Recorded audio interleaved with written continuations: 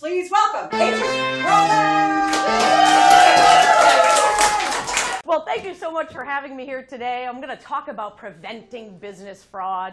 But you wonder, why am I wearing this vest? Well, the traditional reason is to stop a bullet. You do know it doesn't stop a knife, right? $7 billion stolen from businesses. This is every small business owner's nightmare, right? Yes, absolutely. Because it takes, it's so time consuming. And expensive. What is fraud? Stealing a pencil is fraud. Stealing a ream of paper is fraud. Because someone who built that business sacrificed and worked hard and has to pay bills and pay employees. So what do? How do we prevent business fraud? Like, I'm not going to wear that, Brolin, and you got this off. This is a loss prevention badge. It's real. And I am not impersonating an officer, so I don't want to get arrested. That's another reason why I typically don't wear it. The fraud triangle, 3 letters, P-R-O. P starts with pressure. Why do people commit fraud? There's reasons why people commit fraud, and they're struggling.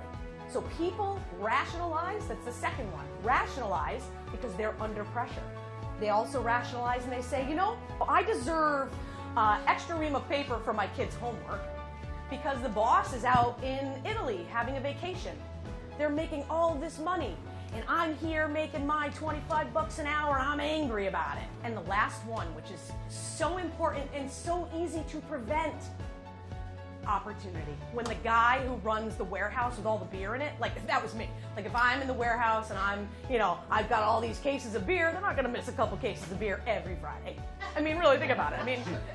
Seriously, who's counting? Who's up there counting the cases of beer? Nobody. I was called in because there was a bookkeeper stealing money from their business. And the guy called me and I said, okay, I'll come in. I'm going to help you implement some internal controls, right? So, interestingly, I implement these internal controls and I walk away and I am a hero and I kick butt and I was awesome. Calls me 6 months later, another bookkeeper stole. It was that the business owners ignored the internal controls that we put in place for them to minimize the risk of it happening. Right? Who does that? I'm going to tell you 5 different areas in business where people need to pay better attention.